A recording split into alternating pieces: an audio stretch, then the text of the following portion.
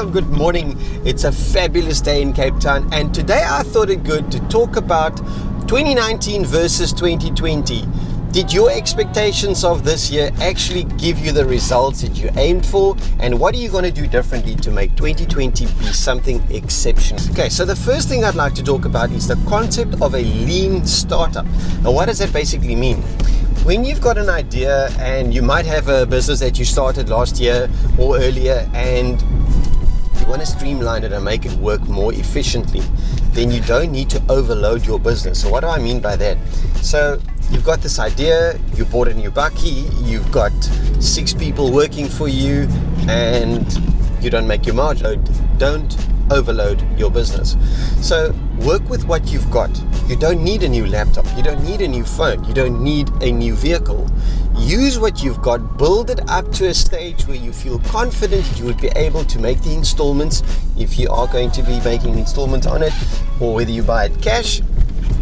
Make sure that you don't overload your business excessively, because that's going to result in you working so much harder and not gaining the momentum that you actually need to make your business grow.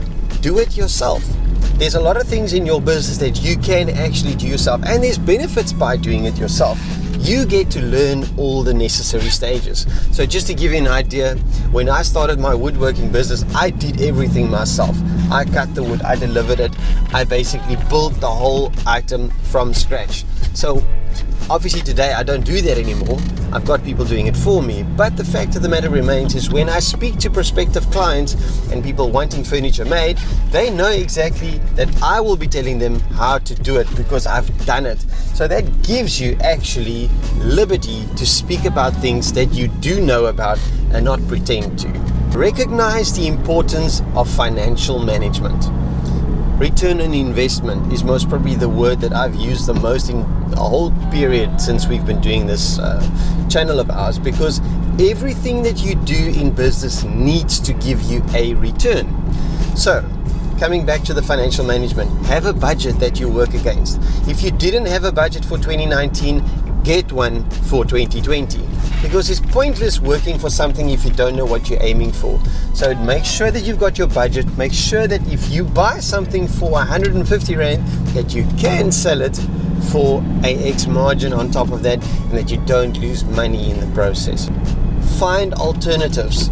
Make sure that when you seek items to purchase, that you at least have 3 different suppliers. Not just from the perspective of should the one fail, you have got a plan A or B, but also to make sure that the price that you pay for the item or service is actually worth it and that you get the best deal available. Next point is pitch it. So you might have 2019 was your first year and you didn't really get what you expected to get out of it. But did you actually speak to people about it? Did you shoot the idea off to them and let them positively criticize your business?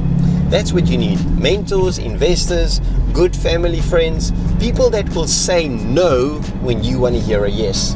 So make sure that you run your idea past people to ensure that if there's any flaws in it, that they might pick it up. Because remember, your idea in your head is 100% fail-proof, but in practice, it's not. You've spoken to the people that really love you and that would give you good and proper advice, then you go back to the drawing board and you change whatever needs to be changed. And remember, there's this saying, either adapt to change or die. You might think that this idea of yours is legit, it's gonna work, and you stick to what you've done, but you don't take the inputs from other people. Believe me when I say they are there for a reason. They will give you advice. Look at the way that they conduct business and make sure that you follow those processes as well. Do it on the side first. I've done it and numerous other people have done it. When you start a new business, do it on the side first. Don't go and resign your work and then all of a sudden just jump in and hope that you're going to make it, because I can promise you, paper versus reality, there's a vast difference between the two. So make sure, start it on the side that you can see the run-of-the-mill. There might be things that you actually did not even think about that actually happens in reality when you do it on the side, that you can counter, as opposed to just boom, running in and doing it full time, and then you end up with some issues on your hands. Okay, the next point is most probably one of the most important aspects of entrepreneurship, and that is networking. Use your connections wisely. Just to give you an idea, this cup of Patriot coffee, I didn't pay for this. I've got this because I am connected to Patriot. Besides the fact that they sponsor this program, it's good coffee, but they also see the mutual benefit in utilizing my platform and their product, because it's a connection that works both ways. So you might know someone that knows someone. 85% of the people that I've interviewed on this show, I didn't know before, but I get to know of them because of people that I know. So that's where networking comes into play. I can guarantee you, if you utilize your network properly, you're really going to have a very, very influential either product or service, because that's what networking and entrepreneurship is all about, is utilizing the positive attributes of people around you to make your business grow. This is Consult on the Go's Tip of the Week. My name is Gerard Brandt from BFS Consult, and have you ever wondered when you need to register for VAT? Well, as soon as your turnover is more than $1 million, you have to register for VAT, as that is compulsory. But if it's below 1 million, but more than 50,000 Rand per annum, you may register for VAT if you want to. If you need any assistance, give us a call. Next point is critical if you've got a product or service that's very unique. Patent it. Have you ever thought about it? You might spend thousands of rands on an amazing idea, but you never patent it. You do all the groundwork, you make sure it runs perfectly, you do it over and over and over again, and then you launch it to market, and then boom, someone else does exactly the same.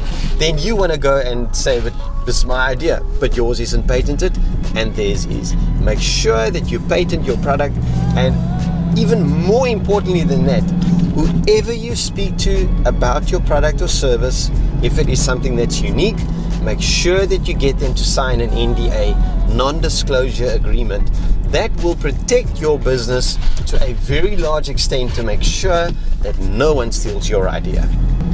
And then lastly, the point that I'd like to discuss is use the tools available. Now, before I decided to do this interview, I went onto Google and I just typed in, how can Google help me? And then this page came up, small business with Google.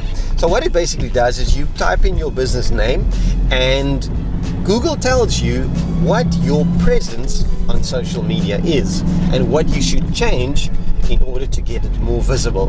Now, those are one of the tools. Something else that also works very well is WhatsApp status. Now, 90% of us uses WhatsApp, so why not change your status? I spoke to my wife this morning, and she posted a couple of pictures early on this morning. It's now 9:30, and by 9 o'clock she's already had 80 views on the pictures that she's posted of her business.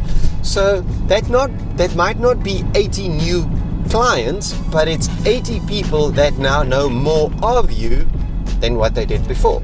So utilize that. Another aspect is Facebook. Facebook's got Facebook Story, which is very similar to what WhatsApp status update is, but more importantly, Facebook has got scheduled posts. Now, scheduled post, for those of you who don't know, is basically where you upload a particular post on a scheduled time. So I normally use December's for that specifically, where I upload all my Facebook posts for the year to make sure that I don't have to spend that time during the year. And also, if you're on holiday, you get to focus a lot more on things that's important. So that's another aspect. Then Instagram, we can upload 1-minute videos, but they've also got Instagram TV, where you can upload a video up to 1 hour long.